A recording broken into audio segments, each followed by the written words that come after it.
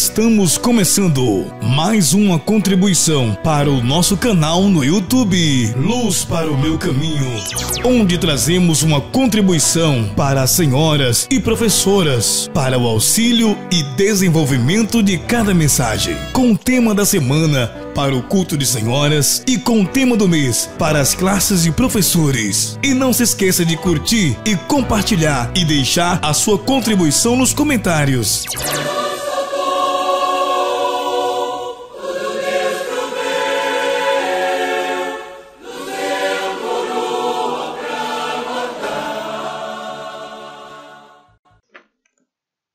Olá, meus queridos, tudo bem? A paz do Senhor Jesus. Bem-vindos a mais este momento especial onde nós fazemos esta contribuição. Bem-vindo a mais este vídeo ao qual você está assistindo para poder lhe ajudar no desenvolvimento da mensagem para a reunião dos nossos jovens.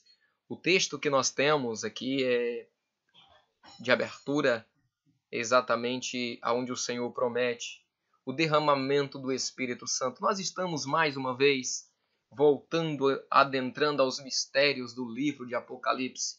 Sabemos que no meio da nossa igreja tem muita gente reclamando nesta hora e dizendo, novamente Apocalipse de novo, Apocalipse de novo, Apocalipse de novo. Mas nós temos como base a Bíblia e eu não vos canso de vos ensinar as mesmas coisas. Paulo, ele tinha paciência, porque o objetivo era que a igreja aprendesse o simples, porque Jesus, ele é muito simples. Às vezes nós estamos aqui preocupando com as coisas extraordinárias, sendo que o extraordinário pertence a Deus, e a gente acaba esquecendo de fazer o simples. Então, nos últimos dias acontecerá, diz o Senhor, que do meu Espírito derramarei sobre toda a carne, e os vossos filhos e as vossas filhas profetizarão, os vossos jovens terão visões, e os vossos velhos terão sonhos. Louvado seja o nome do Senhor. Isso aqui é o simples, foi o que nós aprendemos no nosso início de caminhada na presença do nosso Deus.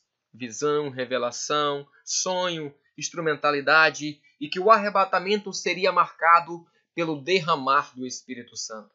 Esse aqui não é o texto base, mas esse aqui é só relembrando a igreja que o que o Senhor requer de nós é a simplicidade.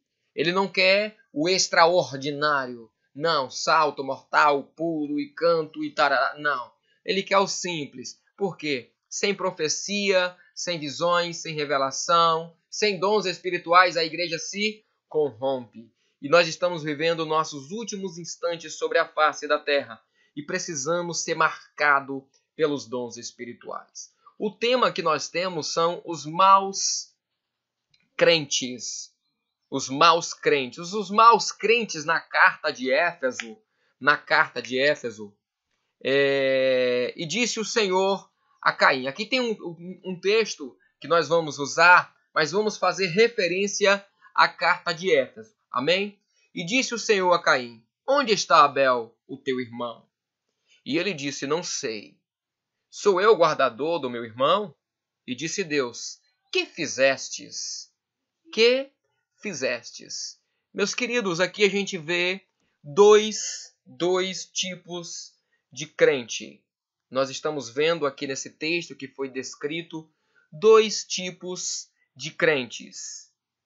Esses dois tipos de crentes, eles estão até os dias de hoje no nosso meio. A grande questão hoje é fazermos a diferença entre os dois dentro da igreja, para que possamos entender qual dos dois nós somos. Conheço as tuas obras e o teu trabalho, a tua paciência e que não pode sofrer os maus. E puseste à prova os que dizem ser apóstolos e não são, e tu os achastes mentirosos. Primeiro lemos lá no livro do Gênesis o momento em que é definido os dois tipos de crente. E tem como a gente distinguir qual dos dois agradou e o qual não agradou a Deus. E qual dos dois nós estamos sendo hoje com as nossas atitudes e com o nosso serviço para com o Senhor? Em Apocalipse, dentro da igreja de Éfeso, a oposição ali foi exatamente, mais uma vez, os maus crentes. Havia aqueles servos de Deus que guardavam as doutrinas estabelecidas pelo colégio apostólico, morte, ressurreição de Jesus Cristo. E havia também ali aqueles que se aderiram a outros ensinamentos. Qual era o verdadeiro objetivo aqui? Era se opor aos ensinamentos apostólicos, os ensinamentos que vieram dos discípulos, que vieram dos apóstolos de Jesus, que viram, ouviram e andaram com Jesus. Viu, ouviram e andaram. Ou seja, viu o projeto do Pai, andou o projeto do Filho, ouviu o projeto do Filho e simplesmente andou o projeto do Espírito Santo. Então nós temos aqui um momento que no momento que nós olhamos, observamos aqui o projeto de salvação, a gente vê que realmente a atitude é de um pai para com o filho. O projeto de salvação, a morte na cruz do Calvário, é somente de alguém que verdadeiramente ama o seu filho para poder fazer um sacrifício deles. Então o que ele fez? Ele sacrificou em favor dos filhos. Ele sacrificou o único, o primogênito, né? O unigênito, para depois ele adquirir, para que adquirisse novos filhos. Então, através do sacrifício de Jesus, a gente vai vendo, observando, que começou a ser gerado novos filhos. Então, Jesus, quando ele ouve o projeto do Pai, ele sabia que ele deixaria de ser o primogênito, o primeiro, e passaria a ser, ele deixaria de ser unigênito, que é único, e passaria a ser primogênito, o primeiro filho. Mesmo assim, o projeto era tão perfeito que o próprio Jesus, ele aceita esse projeto. E ele desce e conclui o projeto. Então ele deixa de ser unigênito do Pai e ele se torna com esse projeto o primogênito do Pai. Porque novos filhos seriam gerados depois do sacrifício. Louvado seja o nome do Senhor. Então esse aqui era o projeto apostólico. Era o projeto que os apóstolos de Jesus mantinham pregando e morreram por eles. A igreja de Éfeso fazia isso. Até o momento que começou a ver falsos ensinamentos. Um grupo ali se dividiu, mas houve um remanescente que continuou defendendo. Então, ali a oposição da época era exatamente os maus crentes e os que diziam ser apóstolos. Os dois tipos de crente. Caim, que interferiu no sacrifício que agradou a Deus, ele tentou eliminar, ele tentou tirar exatamente isso. Mas o que ele não esperava era o nascimento de Sete. Sete mostra um novo projeto. Sete aqui mostra exatamente quando ele mata o próprio irmão, o Senhor providencia agora alguém. Mas aí Deus ele cobra do mau crente. Se os irmãos pegarem, a vida de Caim foi peregrinando e ninguém podia tirar a vida dele. Ele foi condenado a peregrinar perante a terra e morrer no sofrimento dele. Então a gente vê dois tipos de crente aqui. A gente vê exatamente Caim e a gente vê Abel. São esses dois tipos de crente que nós temos hoje no nosso meio. Nós temos também o desvio de conduta. Quando é que surge o desvio de conduta? O desvio de conduta surge através de ciúmes, através da inveja, né? Caim e Abel tinham os mesmos ensinamentos. Só que aí cada um escolheu a sua profissão de como queriam viver. Então, escolheu ser pastor e o outro escolheu ser lavrador da terra. Então, assim, a grande questão do pastor é que o rebanho dele não ficava fixo na terra em um lugar só. Ele estava sempre em movimento, procurando água. Então aqui a gente vê exatamente um chamado do Senhor para a instrumentalidade. Hoje nós estamos aqui, grupo de louvor, amanhã instrumentista, obreiro, diácono, servo à frente, e assim vai embora.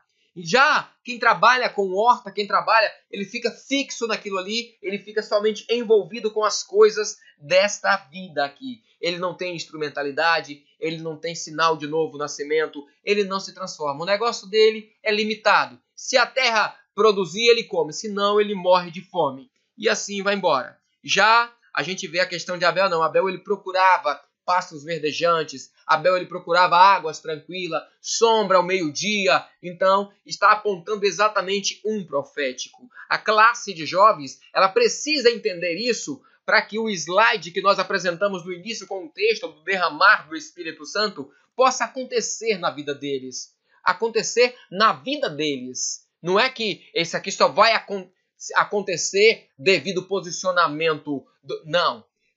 Isso aqui é uma profecia que nos últimos dias derramarei do meu Espírito. Então o que é que nós precisamos fazer? A gente sabe do projeto, a gente sabe o que vai acontecer. Nós só precisamos estar dentro do projeto para que haja esse derramar sobre nós. Então, eu não quero ficar de fora desse momento. Os jovens não podem ficar de fora desse momento. Os anciões não podem, a igreja não pode ficar de fora desse momento. A oposição ao sacrifício. Caim ele se opôs ao sacrifício. Abel sacrificou o animal, tirou a gordura e ofereceu ao Senhor. Então, o desvio de conduta, o mau crente, hoje ele quer tirar exatamente isso. Os ensinamentos proféticos revelados pelo Espírito Santo do meio da igreja. Porque tirando, a gente já sabe que se tirar o sacrifício, que é o verdadeiro louvor, o verdadeiro culto ao Senhor, é o sacrifício. O que acontece? Nós perdemos a essência do ensinamento. Nós deixaremos de ser um povo forte, nós deixaremos de ser um povo sadio, porque foi tirado através de ensinamento do nosso meio sacrifício. Os maus crentes de Éfeso faziam isso. Foram lá e começou a tirar os ensinamentos dos apóstolos, começou a tirar o sacrifício, a morte de Jesus Cristo, o derramar do sangue, o arrebatamento, foi tirando tudo. Então, mas havia um grupo ali que morreu defendendo isso. O desenvolvimento da mensagem, o chamado ao arrependimento. Se os irmãos pegarem, tem um chamado aqui dentro para o arrependimento da igreja de Éfeso. O Senhor convida o povo a se arrepender. Enquanto nós estamos aqui, essa mensagem precisa ser pregada aos ouvidos dos jovens. Os jovens precisam entender que o Senhor ele conhece as nossas obras. Às vezes nós estamos aqui dentro dos templos, profanando os templos, abandonando os ensinamentos e vivendo dentro dos templos de forma errônea, como os filhos de Eli, Ofni e Finéias. Se deitavam lá com as mulheres, namoro fora de ordem, prevaricação, e tudo mais. E assumimos a nossa função quando chegamos na igreja, sentamos lá, tocamos, cantamos, como se nada tivesse acontecido.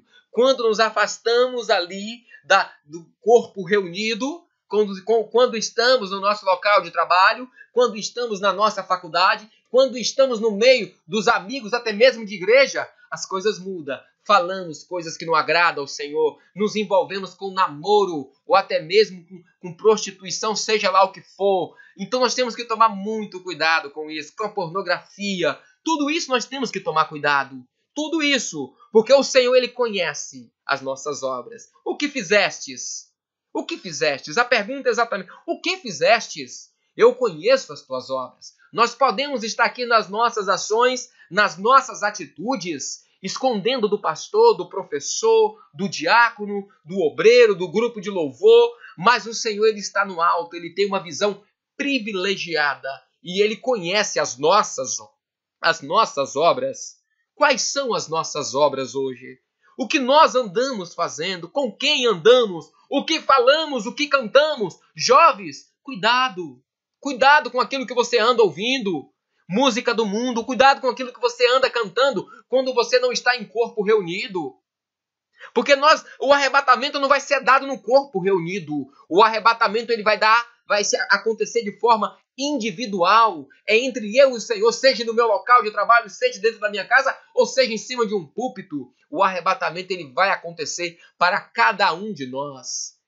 E não há tempo mais para nós estarmos aqui nos envolvendo com essas coisas, porque não dá tempo da gente descer em Jericó e voltar para Jerusalém.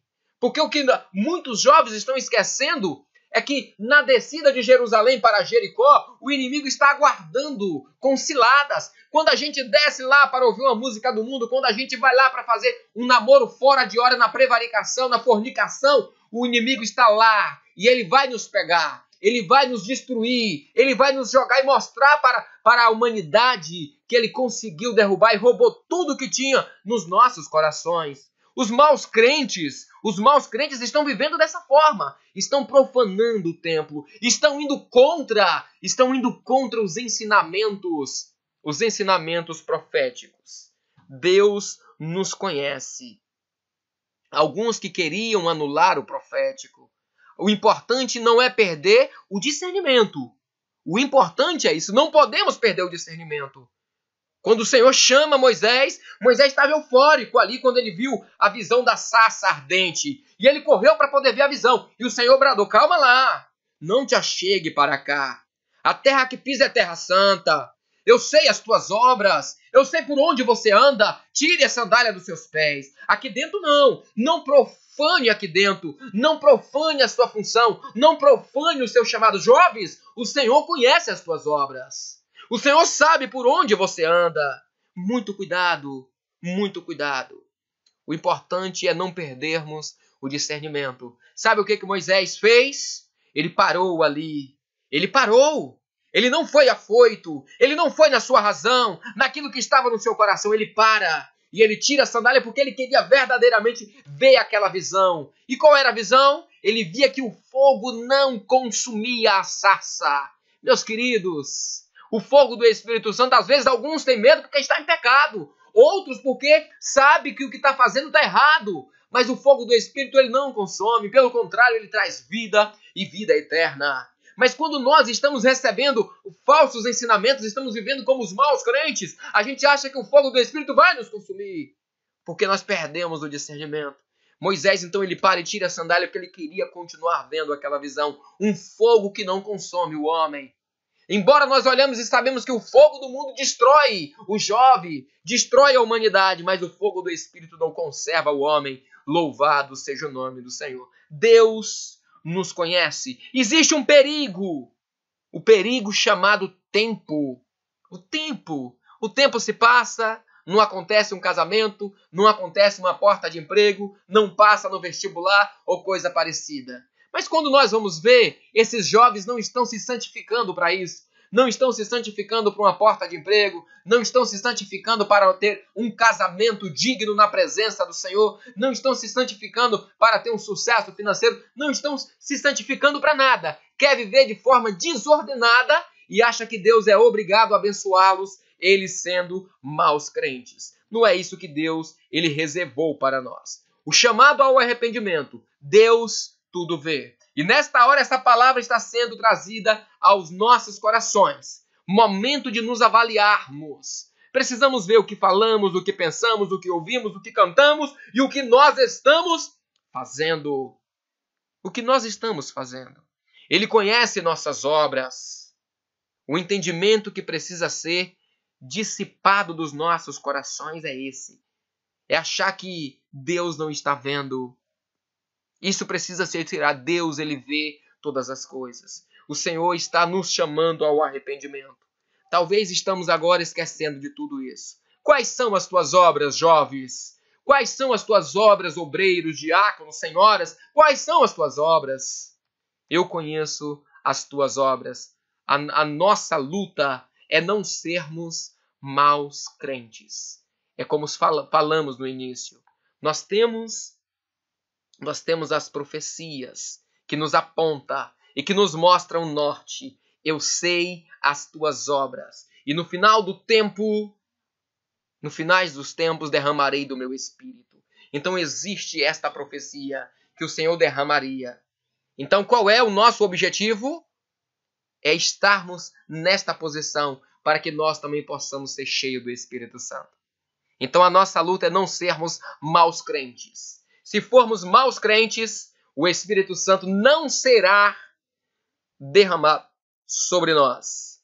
Porque o Espírito Santo, ele é santo. E o que é ser santo? É ser separado. E para sermos morada do Espírito Santo, nós precisamos ser santos, precisamos ser separados. Amém? Maranata, o Senhor Jesus vem. A todos, a paz do Senhor Jesus.